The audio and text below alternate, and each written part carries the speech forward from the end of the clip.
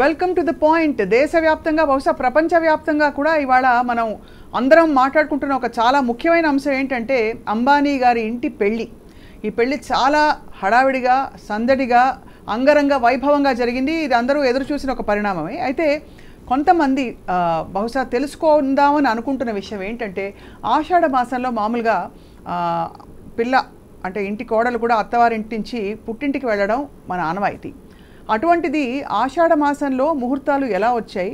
ఈ పెళ్లి జరిగింది కదా, మరి దీని ప్రాశస్త్యం ఏంటి, దీని విశిష్టత ఏమిటి, శాస్త్రాలు ఏం చెప్తున్నాయి, అలాగే ఈసారి రాబోయే శ్రావణ మాస ముహూర్తాలు ఏ విధంగా ఉండబోతున్నాయి ఈ సంవత్సరం, ఇవన్నీ తెలుసుకుందాం. అసలు పెళ్లికి కావాల్సిన ముఖ్య అంశాలు ఏంటి, ముఖ్య విశేషాలు ఏంటి అన్నీ చెప్పడానికి మనతో పాటు ప్రస్తుతం ఐ డ్రీమ్ స్టూడియోస్లో ఉన్నారు వనజారావు మ్యారేజ్ బ్యూరో వ్యవస్థాపకులు, అందరికీ సుపరిచితులు. బహుశా వందల వేల పెళ్లిళ్ళు చాలా విజయవంతంగా కుదిర్చి లక్షల పెళ్లిళ్ళు కుదిర్చారని చెప్తున్నారు మేడం. సో వారున్నారు.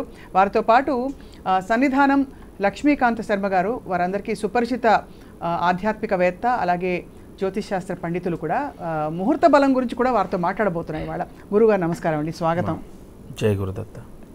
మొట్టమొదట గురుగారు, ఆషాఢ మాసంలో పెళ్లి జరగడం అంటే అది కొంచెం మామూలుగా తరచుగా చూసే పరిణామం కాదు.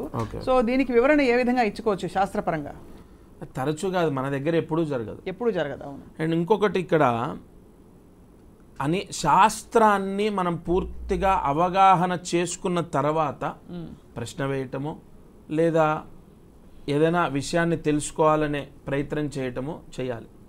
ప్రతిదీ కూడా మనము వెంటనే ఒక మాట అనడానికి ముందు శాస్త్రం ఏం చెప్పింది, ఎన్నో పద్ధతులతో మన శాస్త్రం ఉంది, ఎన్నో ఆచారాలు, ఎన్నో పద్ధతులు, ఎన్నో నియమాలు. అవును. ఇవాళ ఆషాఢ మాసము, మూడాలు, ముహూర్తాలు లేవు అన్నది మన ప్రాంతానికి మాత్రమే. అంతెందుకు, వారణాసి తీసుకోండి, అక్కడ పౌర్ణిమ, ఇక్కడ అమావాస్య. ఇక్కడ అమావాస్యతో ఉత్తరాది ఏదైనా అండి, ఇక్కడ అమావాస్యతో మాసం పూర్తవుతుంది, అక్కడ పౌర్ణిమతో మాసం పూర్తవుతుంది. అంతెందుకు, ఇక్కడ రవిచంద్రుల యొక్క కలయిక అమావాస్య. అవును. మనకది అంతిమంలో అది ఒక లైక్ ఎట్లాగంటే ఒక మైనస్, ఆ రోజు అసలు ఏ పని చేయకూడదు అనేటటువంటి భావన. ఎందుకు? అది కూడా మళ్ళీ జ్యోతిష శాస్త్రంలో దానికి వివరణ ఇచ్చారు. మనఃకారకుడు, ఆత్మకారకుడు కలిస్తే మన మైండ్ సెట్ అనేది, అప్పుడు తీసుకునే నిర్ణయాలు అనేవి మనకు రాంగ్ వేని చూయించే అవకాశాలు ఉంటాయి. దట్స్ వై అమావాస్యని మనము ఒక మైనస్గా, ఆ రోజు ఏ పని చేయకూడదని అలా ఇలా మనం దానికి సంబంధించిన వ్యవహారం చాలా మనం పాటిస్తున్నాం, నమ్ముతాం.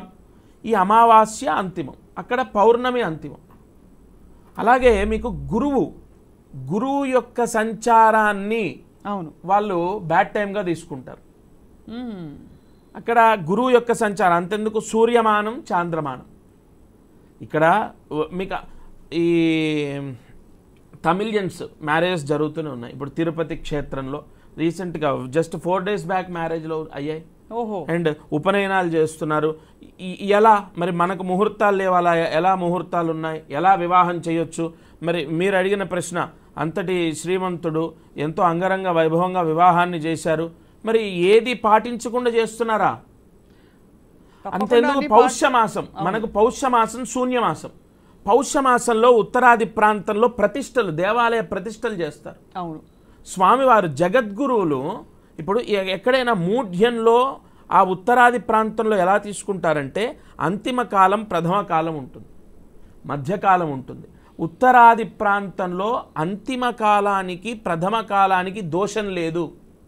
అంతెందుకు, కుంభాభిషేకం చేశారు మరి జగద్గురువులు. అవును.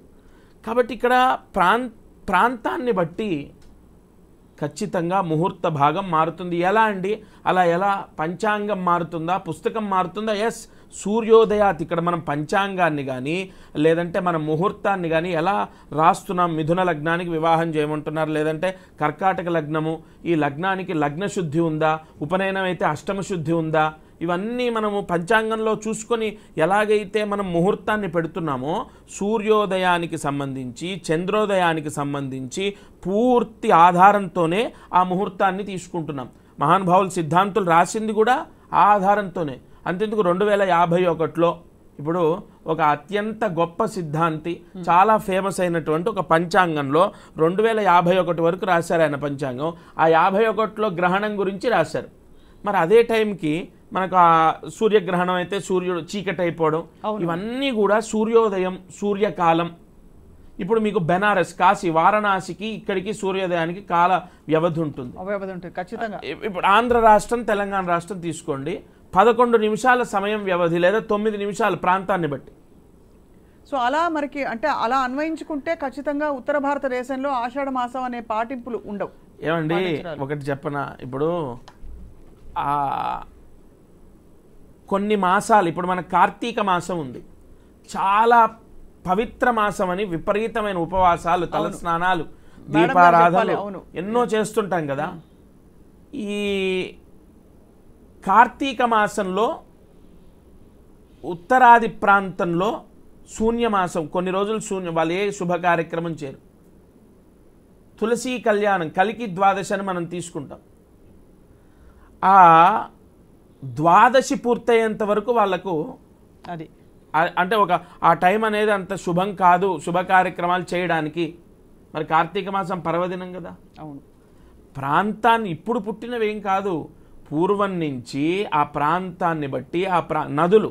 కానీ అప్పుడు పూర్వం ఇన్ని ప్రాంతాలు లేవు కదా గురుగారు, అంతా కూడా కలగలిసి ఉండేది. అప్పుడు ఎలా ఉండేదంటే ఇప్పుడు నదులను బట్టి, ఇప్పుడు అంత ఎందుకంటే గోదావరి పుష్కరాలు వచ్చాయి. గోదావరి పుష్కరాలు వచ్చినప్పుడు ఆ ప్రాంత వాసులు ఆ సంవత్సరం మొత్తం వివాహాలు చేసుకోకుండా ఉన్నవాళ్ళు ఉన్నారు. అంటే నదీ ప్రాంతాన్ని బట్టి కొన్ని ఆచారాలు ఉంటాయి. సో ఆచార వ్యవహారాలు అప్పటి ఇప్పుడు మీరు కొండ మీద నివసించే వాళ్ళు ఉన్నారండి, 6వ నెల ఇప్పుడు గర్భిణీ స్త్రీలు ఉంటారు, 6వ నెల వారు ఒక సూర్య భగవానుడికి ఒక నైవేద్యం పెట్టి స్వీకరించాలి. కొండ ప్రాంతం వాళ్ళు ఇలా చేయాలని. అవన్నీ కూడా ఏదో ఒక ఇన్సిడెంట్ని ఆధారంగా తీసుకొని పుట్టినవి, శాస్త్రాన్ని గ్రహస్థితిని అన్వయం చేసి రాసినటువంటివి ఇవన్నీ. చాలా చక్కగా మొదలుపెట్టి వివరించారు శర్మ గారు. వనజ గారు, మీరు బహుశా లక్షల పెళ్లిళ్ళు చేయించారు విజయవంతంగా. ఈ పెళ్లి చూస్తే ఏమనిపించింది? అంగరంగ 2 కళ్ళు చాలవన్నట్టుగా, అసలు ఒక తారలు దిగి రావడమే కాకుండా వాళ్ళందరూ మనస్ఫూర్తిగా వాళ్ళింటి పెళ్లి అన్నట్టు చాలా శుభకరంగా ఎంజాయ్ చేశారు. ఏమనిపించింది వనజ గారు? అంటే ఇప్పుడు పెళ్ళిళ్ళు బాగా మామూలు ఒక రోజు పెళ్లితో ఇప్పుడు 5 రోజులు 6 రోజులు రకరకాల ఈవెంట్స్, హడావిడి ఎక్కువ అయిపోయింది. సో మీకేమనిపించింది ఈ పెళ్లి చూసి? ఈ పెళ్ళి కరెక్టే, ఎందుకంటే వాళ్ళు అన్ని వేల కోట్లు పెట్టి వాళ్ళంతా అంగరంగ వైభవంగా చేస్తున్నప్పుడు అది డెఫినెట్గా మంచి ముహూర్తమే ఉంటుంది. అవునవును. వాళ్ళు ఉద్దంట పండితుల దగ్గరే వాళ్ళు ముహూర్తాలు పెట్టే ఉంటారు. దానివల్ల ఏంటంటే వాళ్ళు ఆషామాషిగా ఏదో తూతూ మంత్రంగా వాళ్ళు పెట్టేవాళ్ళు ఖచ్చితంగా చేయరు. వాళ్ళు జాగ్రత్తగా ఈ నార్త్ ఇండియాలో ఆషాఢం అనేది నడవదు. ఇప్పుడు తమిళనాడులో కూడా ఆడి మాసం అంటారు, అది కూడా ఏ శ్రావణంలోనో ఎప్పుడో వస్తుంది వాళ్ళకి, ఆషాఢంలో రాదు.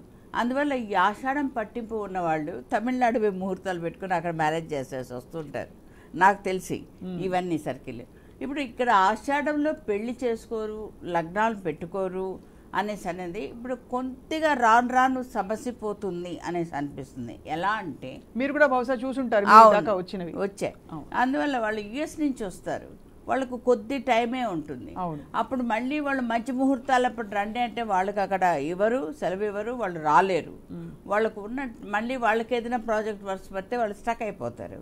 అలాంటప్పుడు ఏంటంటే ఆషాఢంలో ఏ కొండ మీదనో ఏ గుళ్ళల్లోనో, ఎందుకంటే బంగారు గడప దాటితే ఆక్షేపణ ఉండదు అనేసి పెద్దవాళ్ళు అంటుంటారు.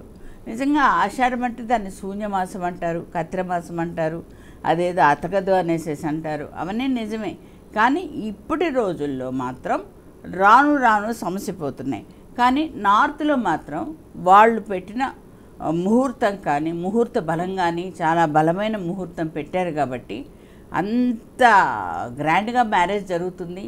అంతమంది పిలిచిన వాళ్ళందరూ కూడా మన నుంచి కూడా వచ్చిన వాళ్ళు కూడా అందరూ వచ్చి చాలా ఆశీర్వదిస్తున్నారు. అందువల్ల ఇదేంటంటే వీళ్ళు ఈ ఆషాఢంలో చేసుకున్నారే ఏమైపోతారో ఈ దంపతులు అనే క్వశ్చన్ కాదు. మంచి ముహూర్తంలో మంచి శుభకార్యం జరుగుతుంది అనేసి ఆలోచించాలి. ఇప్పుడు ఒరిస్సాలో ఉంది, ఇప్పుడు మనకు ఇది ఇది ఉంది చూడండి, రథచక్రాలు తిరుగుతాయి, పూరి జగన్నాథ్ ఉంది. అది అయిపోయిన నెక్స్ట్ డేనే వాళ్ళు పెళ్ళిళ్ళ ముహూర్తాలు మొదలు పెట్టేస్తారు. పూరి జగన్నాథ్ వచ్చి ఆషాఢంలో నడుస్తుంది, ఆషాఢ నుంచి పెళ్లిళ్ళు మొదలవుతాయి. మనకు అమావాస్య నుంచి అమావాస్యకి నెల అవుతుంది, కరెక్టే. వాళ్ళకి పౌర్ణమి నుంచి పౌర్ణమికి నెల లెక్క పెడతారు. పౌర్ణమి నుంచి పౌర్ణమి. పౌష్యమాసంలో అమ్మా, పౌష్యమాసంలో ప్రతిష్టలు చేస్తారు అక్కడ.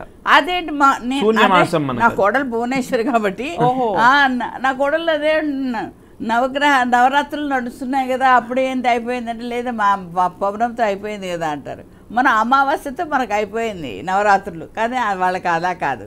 అందువల్ల ఏ ప్రాంతంలో జరిగేటివి అచ్చట ముచ్చట అవన్నీ మనం సంతోషించాలి, అభినందించాలి. కానీ ఇది మాకు ఆషాఢం, ఇది మాకు శూన్యమాసం, మాకు కత్తిర మాసం, ఇది మీరు చేయకూడదు కదా అనే ప్రసక్తే ఉండదు. అయితే చాలా మందికి సందేహం ఉంది, వెసులుబాటు ఉందా అంటే అందరూ ఇలా చేసుకోవచ్చునా, జాతకాల పరంగా ఏమైనా పరిహారాలు ఉంటాయా వంటి చాలా ప్రశ్నలు వస్తాయి. అంటే మీరు అన్నట్టు నిజంగా అమెరికా నుంచో లేకపోతే వేరే దేశాల నుంచి సమయం తక్కువ ఉంది కాబట్టి చూడడానికి అలాంటి వెసులుబాట్లు ఏమైనా మిమ్మల్ని అడుగుతుంటారా? తప్పకుండా అడుగుతూ ఉంటారు. కొన్ని ప్రాంతాల్లో వెళ్ళి చేసుకుంటూ ఉంటారు మ్యారేజెస్. అందువల్ల ఎక్కువగా కూడా ఈ శ్రీనగర్ కాలనీ వెంకటేశ్వర స్వామి గుడిలో కానివ్వండి, తిరుపతి కొండ మీద కానివ్వండి, యాదగిరి గుట్టలో కానీ ఇలాంటివి ఎక్కువ చేస్తూ ఉంటారు. ఎందుకంటే అక్కడ చేస్తే ఏ దోషాలు అంటవు అనేసి కూడా ఆ నమ్మకం అనేది ఉంది కాబట్టి. ఇప్పుడు ప్రతిదీ స్పీడ్ యుగం అయిపోయింది. ఈ స్పీడ్ యుగంలో ఫాస్ట్గా ఏదో మనకు మళ్ళీ వచ్చిన వాళ్ళు అంత దూరం నుంచి రాలేరు కదా అనేసి కూడా అంటుంటారు. పాత రోజుల్లో మాఘమాసంలో ప్రసిద్ధి పెళ్ళిళ్ళకు అంటారు. ఎందుకని అప్పుడు మంచి పంటలు పండుతాయి, వాళ్ళకు మంచి కాయగూరలు ఉంటాయి, మంచి పాలు ఉంటుంది, బాగుంటుంది, అన్నీ బాగుంటుంది. కాబట్టి వాటితో పాటు ఉత్తరాయణ పుణ్యకాలం అక్కడ మనకు. మీకు అక్కడ రవి సంక్రమణం జరిగిన తర్వాత శుభగ్రహాల యొక్క యోగం ఎక్కువ ఉంటుందమ్మా. ఇటు అమ్మగారు చెప్పినట్టు ఆర్థికంగా వారు పరిపుష్టిగా ఉంటారు, అండ్ దానికి పంట పొలాలు బాగా వస్తాయి కాబట్టి ఇంకా అనుకున్న దానికంటే కూడా గ్రాండ్ గా మ్యారేజ్ చేయడానికి వాళ్ళకి అవకాశం ఉంటుంది, ఆనందంగా ఉంటుంది. బంధువర్గాలు కూడా వాళ్ళకి సెలవులు ఎక్కువ ఉంటాయి కాబట్టి వాళ్ళు కూడా ఎంజాయ్ చేయడానికి అవకాశం ఉంటుంది. ఇంకా రాను ఈ ఆషాఢం అనేటప్పటికీ అకాల వర్షాలు అనేసి రావడం, ఈగలు దోమలు, ఎందుకంటే మామిడి పళ్ళ సీజన్ అయిపోతుంది కాబట్టి ఇవన్నీ రావడం, అనేక రోగాలు చుట్టుముట్టుకోవడం, ఇలాంటివన్నీ ఒక డిస్టర్బెన్స్, గజిబిజి గందరగోళంగా ఉంటుంది. అందువల్ల ఇలాంటివి కూడా కొంతమంది ఇలాంటి పెళ్ళిళ్ళకు వచ్చి మాఘమాసమే బెటర్ అంటారే కానీ మిగతా మాసాలకి వెళ్ళరు. రైట్. రాబోయే శ్రావణ మాసం కూడా చాలా పవిత్రమైన మాసం అన్ని విధాలా కూడా. అంటే అందరూ వరలక్ష్మి వ్రతం చేసుకునే శుక్రవారాలు అమ్మవారిని కొలుచుకుంటారు. సో గురుగారు, రాబోయే శ్రావణ మాసం ఎలా ఉంది? ఈసారి పెళ్ళిళ్ళ సీజన్ ఇప్పటి నుంచి మొదలవుతుంది బహుశా. ఈ వివాహం అంటే ముందు ఒక చిన్న మాట చెప్పి నేను అది ప్రారంభిస్తాను. ఇప్పుడు వారు ముఖేష్ అంబానీ గారి వంశము తీసుకున్న నిర్ణయం వారి సొంత నిర్ణయం ఏం కాదు. ఇప్పుడు వీరు చెప్పినట్టు అక్కడ బార్హస్పత్యమాన ప్రకారం సూర్యమానం, చంద్రమానం, బార్హస్పత్యమానం ఇవన్నీ ఉంటాయి. అండ్ మనం చెప్పినట్టు సూర్య చంద్రుల యొక్క మీరు ప్రాంతాన్ని, మీరు ఇక్కడి నుంచి అమెరికాకి వెళ్తే టైం 12 అవర్స్, 9.5 అవర్స్, 10 అవర్స్ ఎలా డిఫరెంట్ అయితే ఉంటుందో మీకు తిథులు కానీ లగ్న కాలం కానీ ఇవన్నీ కూడా మనకు ప్రాంతాన్ని బట్టి మారుతుంటాయి.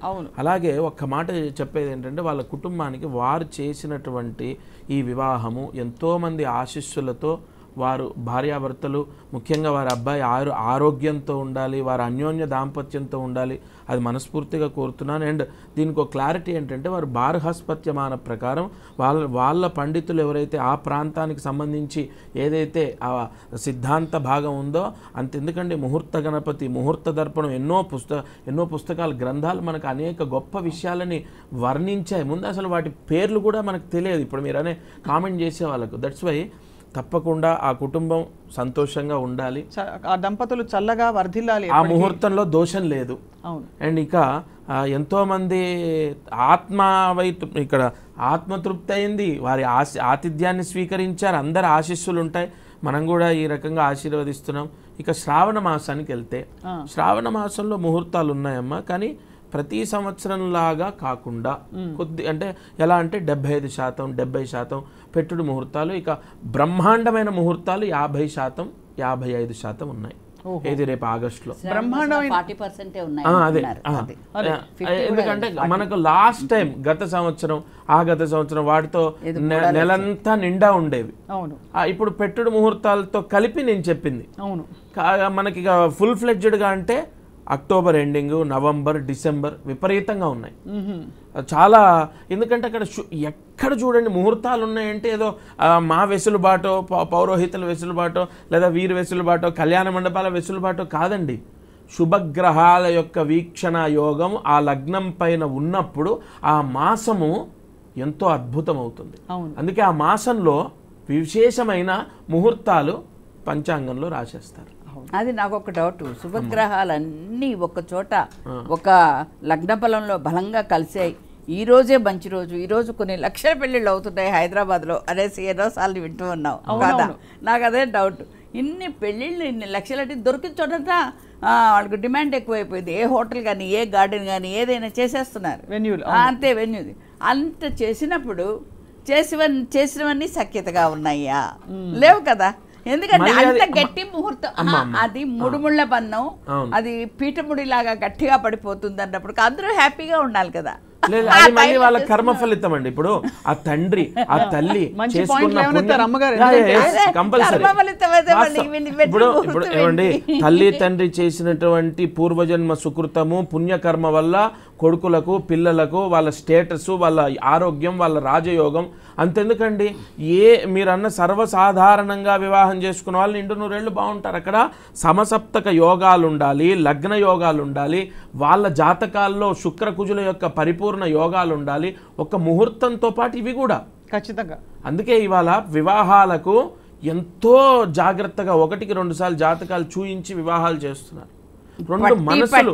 ఇప్పుడు మీరు స్కూల్ అండి వెంటనే మారుస్తాం, లేదు వ్యాపారంలో 10 లక్షలు పోయా ఇంకో 10 లక్షలు తెచ్చి పెడతాం. కానీ 2 మనసులు కలవాలంటే అది చాలా ఇప్పుడున్నటువంటి ఈ జనరేషన్లో పరిపూర్ణంగా 100కు 100 పాయింట్లు కలిస్తేనే రాశి మైత్రి, గ్రహ మైత్రి, నక్షత్ర యోగం, లగ్న యోగం అన్నిటినీ బేస్ చేసుకొని వాళ్ళు వివాహం చేస్తారు. జాతకాలు చూస్తున్నారు గుణాలు అంటున్నారు, గణాలు అంటున్నారు. అంటే నేను జాతకాలను అయితే కుజ దోషం అంటున్నారు, సర్పగ్రహ దోషం అంటున్నారు. అన్నీ చూసి పెట్టేప్పటికి పెళ్ళైన 3 రోజులు పటాపంచలు అయిపోతున్నాయి. ఎందుకంటే ఏదో ఒకటి డిస్టర్బెన్స్ అనేది రావడం. ఇన్ని చేసినప్పుడు, ఇన్ని చూసినప్పుడు వాళ్ళకి 36 వచ్చాయని వాళ్ళు వెనకాల పడి మా మేనల్లుడైనా కూడా వెనకాల పడి చేసామండి. కానీ ఇదే అయినప్పుడు ఎందుకు అవుతున్నాయి? కాదండి, జాతకంలో ఉంటుంది, అది ఒక పెద్ద చర్చ. అది కంపల్సరీగా ఇప్పుడు మీరు చూడండి 6:43 PM అని అమ్మాయిది ఇచ్చారు. ఆవిడ 7:15కి పుట్టింది అనుకుందన్నమాట. 6:43 PM ఇస్తే దాదాపుగా 3 పాదాలు మారిపోతాయి అక్కడ. మీకు D150 చార్ట్లో ఎవ్రీ 3 minutesకి ఒక లగ్నం మారుతుందండి.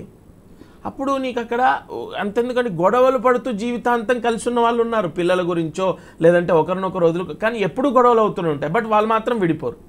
ఆ లగ్న బంధం, ముహూర్త బలం, మంత్రశక్తి, అలాగే ఆ లగ్నానికి ఉన్నటువంటి గురు దృష్టి. నేను ప్రత్యక్షంగా చూసిన కుటుంబాలు ఎప్పుడు గొడవే భార్యాభర్తకు, కానీ వాళ్ళు విడిపోవడం అనేది జరగలేదు. ఇప్పటికీ ఆయనకు 67 ఏళ్ళు, ఆవిడకు 61, 60. అలా కూడా జరుగుతూ ఎందుకు జరగదు? వాళ్ళ పెళ్లి ముహూర్త బలం అడిగి మరీ తీసుకున్నాను. అక్కడ పూర్తిగా లగ్నం పైన గురువు యొక్క దృష్టి యోగం ఏర్పడింది. ఇక్కడ ఒక విషయం అడగాలి, మీరు చాలా చక్కగా చెప్పారు శర్మ గారు. అయితే వనజ గారు, మీరు చూస్తున్న ఎక్స్పీరియన్స్, మీ అనుభవంలో ఇప్పుడు ఏ కారణాల వల్ల అండి? ఎందుకంటే ఇక్కడ ముహూర్త బలం అన్నీ చూసామనే విషయంతో పాటు ఎంత అంగరంగ వైభవంగా చేయాలి పెళ్ళని తల్లిదండ్రులు అప్పో సొప్పో చేసి ఉన్నదంతా కుదువ పెట్టేసి, లేదు ఉన్నదంతా తాకట్టు పెట్టి మరి పిల్లల పెళ్లి చేస్తారు. చదువుకు పెట్టే ఖర్చు కంటే కూడా ఆడపిల్ల పెళ్లికి తీసిపెట్టే డబ్బు భారీ సెట్టింగ్స్తో. సో ఏం కోరుకుంటున్నారు ఇప్పుడు? అంటే మామూలుగా ఎంత ఖర్చు అవుతుందండి సుమారుగా ఇప్పుడు హైదరాబాద్? ఎందుకంటే ఇక్కడ 2 దేశాల జీడిపికి అంటే వారికి తాహత్తు ఉంది, వారికి స్తోమత ఉంది. కాబట్టి అంబానీ గారి ఇంట అంత పెళ్లి జరుగుతుందని అందరూ ఎదురు చూశారు. చాలా ఘనంగా, వైభవంగా, అద్భుతంగా జరిగింది. కానీ మధ్యతరగతి కుటుంబాల్లో కూడా ఇప్పుడు ఇది ఎక్కువైపోయింది. కానీ వీళ్ళు కూడా అమ్మాయిలు కానివ్వండి, అబ్బాయిలు కానివ్వండి, వాళ్ళు కూడా తల్లిదండ్రులతో ఫైట్ చేస్తున్నారు. మా ముందరే కూడా అంటుంటారు, అక్కకేమో అంత గ్రాండ్గా మ్యారేజ్ చేసావు, స్టార్ హోటల్లో పెట్టి, నాకేమో ఏదో చిన్న గార్డెన్ బుక్ చేస్తావా అనేసి అక్కడే ఫైట్ చేస్తున్నారు. అంటే వాళ్ళు కూడా వాళ్ళ నాన్న తల్లిదండ్రులు ఎలా అన్నా పోనేయండి, ఎలా అన్నా అప్పు చేసుకోండి, ఇల్లు తాకట్టు పెట్టుకోండి, పొలాలు పెట్టుకోండి, వాళ్ళకి మాత్రం గ్రాండ్గా చేయాలి. నా ఫ్రెండ్స్ ముందు నాకు అవమానంగా ఉంటుంది కదా ఇది. ఎందుకంటే ఒకళ్ళు చూసి ఒకళ్ళు కార్చుకోవడమే తప్పనించి అదేంటంటే ఆ పెళ్లి జరుగుతున్నా కూడా అతనికి ఏంటంటే అప్పులు అవన్నీ కనిపిస్తుంటాయి కానీ ఆనందం అనేది ఉండదు మనసులో, అవే కనిపిస్తుంటాయి కదా. అది కూడా పిల్లలు అర్థం చేసుకోవాలి. వద్దు నాన్న సింపుల్గా చేద్దాం, ఏం పర్వాలేదు, మీరు మీరు నిదానించి ఇట్లాంటి అప్పులు ఏం చేయకండి, హ్యాపీగా చేద్దాం, ఉన్నంతలో మనం సర్దుకుందాం, ఇష్టం ఉన్నప్పుడు వాళ్ళు హ్యాపీగా చూస్తారు, లేకపోతే వాళ్ళు పోతారు ఏమి చేయలేదు బప్పి ఇది మనం కొంచెం కన్ఫ్యూజ్గా ఉన్నారు అనుకుంటుంటారు, అనుకోనియండి అని వీళ్ళు అభయం ఇవ్వాలి, వీళ్ళు ధైర్యం చెప్పాలి. అంతేగాని మాకు ఇంకా బాగా చేయాలి, వాళ్ళు చేయాలి, నా ఫ్రెండ్స్ అంతా అక్కడి నుంచి వస్తారు ఇక్కడి నుంచి వస్తారు అని చెప్పేటప్పటికి తల్లిదండ్రులు కూడా బెంబేలు పడిపోతుంటారు. వాళ్ళు ఏదో చేయాలి, మా పిల్లలకి బాగా ఘనంగా పెట్టాలి, నాకు డైమండ్ నెక్లెస్ అంటే ఇష్టం అంటారు, ఇంకా వాళ్ళని పెట్టాలి, వాళ్ళు కోరిన కోరికలన్నీ తీర్చేటప్పటికి వీళ్ళకు అప్పులు ఆత్మహత్యలు తప్పనించి ఇంకా వేరేటి దొరకట్లేదు. అలాంటి దారుణాలు మాత్రం జరగకుండా సింపుల్గా మ్యారేజ్ చేయండి. మొన్న ఈ మధ్య కూడా ఇప్పుడు అంబానీ పెళ్లికి ముందర కూడా యూకే నుంచి కూడా ఎవరో మన శంషాబాద్ దగ్గర చాలా ఘనంగా చేశారు కొన్నేళ్ల క్రిందట. దాని నుంచి కూడా ఎన్నో చర్చలు జరిగాయి మన టీవీలలో. అలా ఇంత వచ్చి అట్టహాసంగా చేస్తున్నారు. తర్వాత ఆ కాపురాలు ఎలా ఉన్నాయి అది ముఖ్యం. ఆఫ్ కోర్స్ అన్ని నిలబడే కాపురాలు చాలా ఉన్నాయి, అది నిలబడినట్టు ఎన్నో ఉన్నాయి, పోయినట్టు అలాగే జరుగుతున్నవి. అవును, కానీ ఈ ఖర్చు ఎక్కడికి అని. సో ఇక్కడ అది అర్థం లేదు ఖర్చుకు. అవును, అది నిజమే. ఖర్చు ఎంతో అడిగే లోపు మిమ్మల్ని, అది చాలా పెద్ద ప్రశ్న. కాబట్టి వివాహానికి చాలా ఆవశ్యకత అంటే దేని మీద పెట్టాలి లక్ష్మీకాంత్ శర్మ గారు? ఎందుకంటే కట్న కానుకలు అంటారు. ఇప్పుడు ఇప్పుడు కాలక్రమంలో సామాజిక అంశాలు చాలా వచ్చేసాయి. అంటే మా ఇష్టంగా ఇస్తున్నాం, ఈ కానుకలు కట్నం కాదు అని చట్టం ఏం చెప్తున్నా కూడా అది వాళ్ళ స్టేటస్ అండి, వాళ్ళ స్టేటస్ని బట్టి. ఇక్కడ వివాహానికి ఇప్పుడు ఒక పంతులు గారినో, ఒక గురువు గారినో, ఒక సిద్ధాంతి గారినో ఏం చూడాలని అడిగితే నేను చెప్పే సమాధానం ఫస్ట్ అత్యంత ముఖ్యమైనటువంటిది ముహూర్త భాగం. ముహూర్తం చూసుకోవాలి, సమయానికి సకాలంలో. ఇంత ఆ వేడుకని మనం ఎలాగైతే సెలబ్రేట్ చేసుకుంటున్నామో, ఇంత ఖర్చు పెట్టి ఇంత తిరిగి ఇంత చేస్తున్నామో, ముహూర్తానికి కూడా ఖచ్చితంగా అదే ప్రాధాన్యత ఇవ్వాలి. 10:43 ముహూర్తం అంటే ఏదో ఇష్టం వచ్చినట్టుగా కన్వీనియంట్ టైం అని రాయరండి పంచాంగాల్లో. ఆ సమయంలో మంగళసూత్ర ధారణ, సమయంలో జీలకర్ర బెల్లం పెట్టాలి. అక్కడ చదివేటటువంటి మంత్రమే సుముహూర్తం, అది జరగాలి.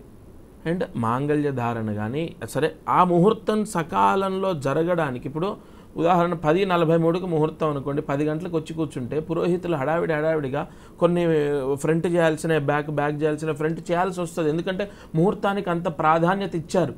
ఇప్పుడు దానివల్ల నష్టపోయేది ఎవరు? జీవితంలో ఒక్కసారి పెళ్లి చేసుకునేది నష్టపోయేది ఎవరండి?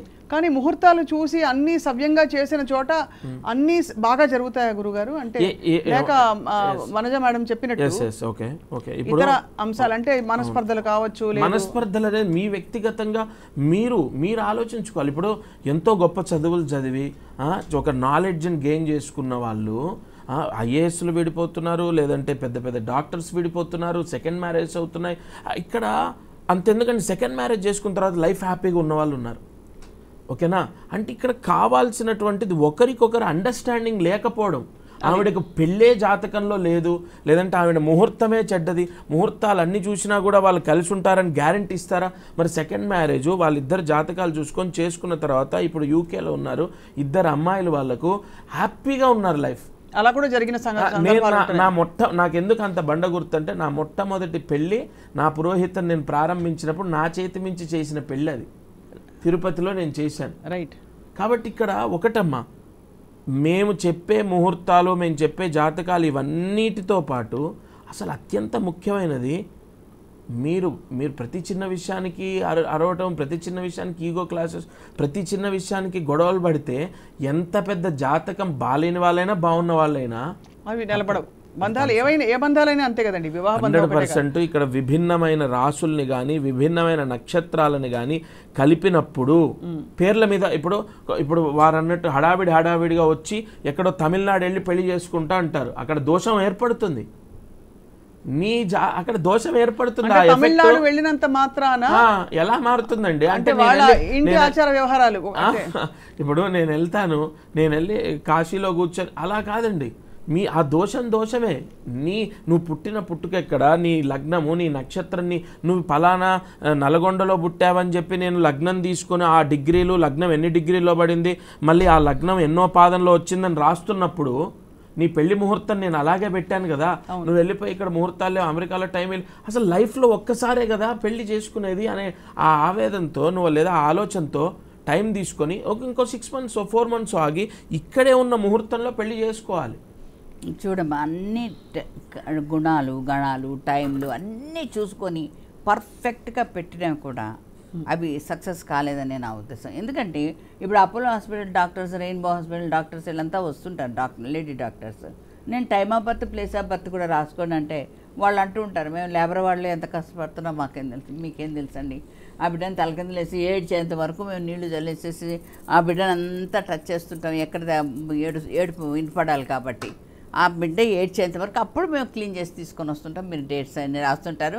గడియ మారితే జాతకం మారినట్టే కదా. పాత రోజుల్లో వచ్చి శిరసోదయం అనేసి రాణిగారు డెలివరీ అవుతున్నా కూడా కట్టిన పక్కన సిద్ధాంతులు ఉండేవాళ్ళు. వాళ్ళు ఒక శిరస్సు రాగానే పుట్టేది ఆడ మగ, పుట్టేది దేశానికి మంచిదా లేకపోతే అరిశ్రమ అనేసి చెప్పేటప్పటికి వాళ్ళు ఆ బిడ్డను ఉంచుతారో పోగొడతారో అది వేరే సంగతి అండి. ఈ జాతకాలు మాత్రం ఎన్ని ఇట్లా వచ్చేస్తాయి. ఇప్పుడు అలా కాదు కదా, టైం చూసి డేట్ చూసి ఆపరేషన్లు చేసి తీసేస్తున్నారు బిడ్డల్ని. ఇప్పుడు దానిలో జాతకాలు ఎలా తెలుస్తుంది? ఎలా తెలుస్తుందంటే గురువు మకర రాశిలో ఉన్నాడండి, సంవత్సరం మొత్తం ఉన్నాడు. ఆ మకర రాశిలో గురువు నీచ. ఇప్పుడు మీరు ఎంత టైం చూసి ఎంత ఇచ్చినా కూడా ఆ గురువు మకర రాశిలోంచి కదలడు సంవత్సరం వరకు. డెలివరీ ఆగుతుందండి 1 year వరకు, కానీ ఆ సంవత్సరంలో పుట్టిన చాలా మంది పిల్లలకు విద్యా దోషం ఏర్పడుతుంది. కన్ఫామ్ అది ఎన్ని చూసుకోండి మీరు ఎక్కడో ఒక దగ్గర. ఇక్కడ ఇంకొకటి, ఇప్పుడు ఉదాహరణకు మా అమ్మాయి ఒక సపోజ్ నేను వాంటెడ్గా కావాలని జాతకాలు నాకు తెలుసు అని చెప్పేసి నేనే ఒక టైం చూసి వాంటెడ్గా నేను ఆపరేషన్ చేసి సిజరిన్ చేసి తీయించాను అనుకోండి, ఎక్కడో ఒక దగ్గర ఆ డాక్టర్, నేను కళ్ళారా ఒక జ్యోతిష్కుడు నాకు చాలా క్లోజ్ ఫ్రెండ్ నన్ను అడిగితే టైం అవి వద్దు, డాక్టర్ డేట్ ఇచ్చింది చేయించు, వచ్చిన లగ్నాన్ని బట్టి ప్రాయశ్చిత్తాలు ఉంటే మనం చేద్దామని చెప్తే వాంటెడ్గా ఆయన ఒక ముహూర్తం తీసుకున్నారు. 10:52 అయితే అదే డాక్టర్కి ఇబ్బంది అయ్యి 11:36 ఆమె సిజరిన్ చేసింది. ఏమండి, కర్మని ఎవ్వరూ మార్చలేరు. అంతెందుకండి, ఇంకొకటి చెప్తాను, ఒక చిన్న ఉదాహరణ. అన్నీ తెలుసు అనుకొని ఒక ఏమీ తెలియని పంతుల దగ్గరికి వెళ్ళి అక్కడ 2 విభిన్నమైనటువంటి గ్రహాల కలయికలో ఒక జననాన్ని వీళ్ళు చేశారు. అంటే ముహూర్తం రాసుకొని ఆ డేట్లో డెలివరీ చేసుకున్నారు వాళ్ళు, ఏది సిజరిన్ చేయించారు. అతనికి మైండ్ అనేది ఇంకా అప్గ్రేడ్ అవ్వలేదు. చూడండి, యాక్చువల్లీ మీరు ఒక డాక్టర్ దగ్గరికి వెళ్తారమ్మా, లేదా ఒక పంతుల దగ్గరికి వెళ్తారు, ఆయనకు నాలెడ్జ్ ఎంత ఉందనేది మీకు ఐడియా ఉండదు, జస్ట్ మీరు వెళ్తారు. అది కూడా మీ టైము మీ కర్మను బట్టి మీరు రాంగ్ డైరెక్షన్లో వెళ్ళాలా రైట్ డైరెక్షన్లో వెళ్ళాలి ఉంటుంది. మీరు వెళ్ళి కనుక్కొని పలానా ఇవాళ జూలై పలానా 29వ తారీఖు మీకు ఆపరేషన్ బాగుంటుందని రాసిస్తాడు ఆయన. ఎందుకు? ఏకాదశి బుధవారం అద్భుతం, అది basic. A for apple basic knowledge. A for apple ఒక్కటేనా? A for animal, A for ఎన్నో ఉన్నాయి కదా. అప్పుడు బేసిక్గా ఏకాదశి బుధవారం బ్రహ్మాండం అని అంటారు. కానీ అక్కడ నక్షత్ర దోషమో, నక్షత్రాధిపతి దుస్థానంలో ఉండడమో, లగ్నము అక్కడ 2 పాపగ్రహాల మధ్యలో లగ్నం ఉండి పాపార్గలం పడడమో, ఇది మళ్ళీ కర్మ. ఆ అబ్బాయి పుట్టుకకు చూడండి కారణం ఎవరయ్యారంటే, ఏది ఏమైనా మీరెంత పరిగెత్తినా 2వ పెళ్ళి అవ్వాలని ఉందనుకోండి, ఏమి చేయలేరు. అసలు 2వ పెళ్ళి అవ్వాల్సిందే అంతే.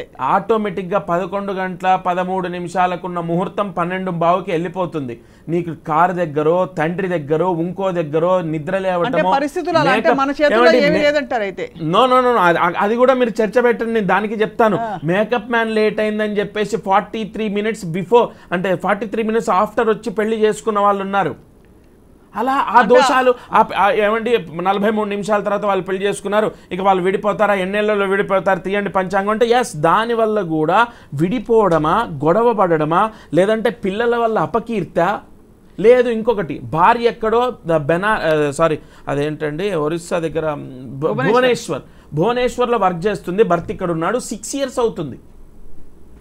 అది కూడా ఏమండి ఇంకెన్నా మనం ఎన్నాళ్ళు బతుకుతాము. అంటే మీరు లక్ష్మీకాంత్ శర్మ గారు అంటే సూటిగా మీరు చెప్పడం ఏమిటంటే ఏది చేసినా ఎన్ని పల్టీలు కొట్టినా సరే జరగాల్సింది జరుగుతుంది. టైంకి మేము ఇప్పుడు ఇచ్చిన టైం ఎందుకు మరి మీకు 11 గంటలకని ముహూర్తం ఇస్తే ఆ ముహూర్తాన్ని దాటొద్దు అంటున్నాను.